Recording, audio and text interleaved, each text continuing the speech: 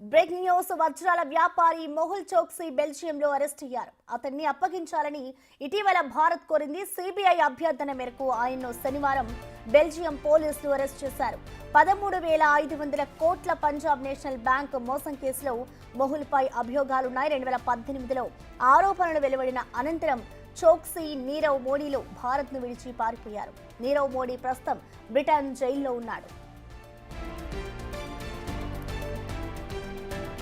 Scam ఆరోపణలతో Chokshi Antigua బార్బుడాకు వెళ్ళక నీరవ్ మోడీ లండన్కు వెళ్లాడు. ఇద్దరిని భారత్కు రప్పించేందుకు కేంద్రం ప్రయత్నాలు చేస్తూనే ఉంది. ఇటీవల ఇండియా పర్యటనకు ఆంటిగ్వా బార్బుడా విదేశాంగ మంత్రి ఈపీ చెడ్ గ్రీన్ వచ్చారు. అప్పుడు ఆయన మొహుల్ చోక్సీ ప్రస్తుతం తమ దేశంలో లేరని, వైద్యం కోసం విదేశాలకు వెళ్లినట్లు తెలిసిందన్నారు. చోక్సీ తమ దేశ పౌరుడేనని పేర్కొంటూ ఆయన్ను అప్పగించే విషయంలో ఇరు దేశాలు కలిసి పనిచేస్తున్నాయని అన్నారు. ఈ క్రమంలోనే చోక్సీ బెల్జియం పౌరసత్వం తీసుకున్నాడని గత నెల అక్కడి ప్రభుత్వం ధృవీకరించింది. ఆ దేశ జాతీయురాలైన తన సతీమణి ప్రీతి చోక్సీ సాయంతో 2023 నవంబర్లో అతడు ఎఫ్ రెసిడెన్సీ కార్డు పొందినట్లు సమాచారం. ఈ కార్డు ద్వారా కొన్ని షరతుల కింద జీవిత భాగస్వామితో కలిసి బెల్జియంలో చట్టబద్ధంగా ఉండొచ్చు. దీనికోసం ఆయన తప్పుడు పత్రాలు ఉపయోగించినట్లుగా ఆరోపణలు వచ్చాయి. ఇక చోక్సీ ఇప్పటికీ భారత పౌరసత్వాన్ని వదులుకోలేదు.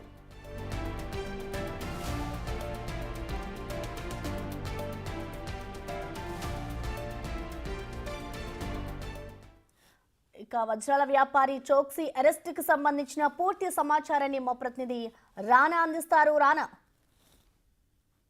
సాటర్డే రోజు బెల్జియంలో చోక్సీని అరెస్ట్ చేశారు. దాదాపు 14,000 కోట్ల రూపాయలకు సంబంధించిన అంశంలో పంజాబ్ నేషనల్ బ్యాంక్ కి ఇప్పుడే ఫ్రాడ్ చేసినటువంటి పరిస్థితుల్లో అప్పటి నుంచి పరాడుతున్నటువంటి చోక్సీ ఎట్టగలికి బెల్జియం పోలీసులు అరెస్ట్ చేసినటువంటి నేపథ్యంలో అతని పైన ఇప్పటికే నాన్ బెయిలబుల్ వారెంట్స్ కూడా ఉన్నాయి.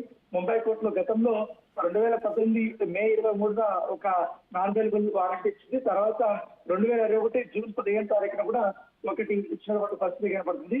సో అప్పటి నుంచి కూడా బెల్జియం ప్రభుత్వంతో ఈ మొత్తం భారత విదేశాంగ మంత్రిత్వ శాఖ ఎప్పటికప్పుడు చర్చలు జరుగుతున్నది. ఎందుకంటే నేరారోపణలు ఎదుర్కొంటున్నాడు కాబట్టి ఒకటి కాదు 2 కోట్ల దాదాపు వేలాది కోట్ల రూపాయలకు సంబంధించి ఫ్రాడ్ కాబట్టి దాంతో పాటు నీరవ్ మోడీతో అతనికి సన్నిహిత సంబంధాలు ఉన్నాయి. అతనితో బంధువు కాబట్టి ఇద్దరు కలుసుకుని మొత్తం కొన్ని వేల కోట్ల రూపాయలకు సంబంధించినటువంటి అంశంలో వీళ్ళు ఫ్రాడ్ పాల్గొన్నారనేది కూడా ఉంది. కాబట్టి ఇప్పటి నుంచి కూడా వాళ్ళు దేశం విడిచి పారిపోయారు. కొన్ని రోజులు ఇటు స్విట్జర్లాండ్ లో మెడికల్ ట్రీట్మెంట్ కోసం క్యాన్సర్ రకరకాల ట్రీట్మెంట్ తీసుకున్నారు. తర్వాత ఇవి ఎక్కువగా అతను బెల్జియంలోనే అతను ఉన్నట్టుగా మనకు సమాచారం ఉంటుంది.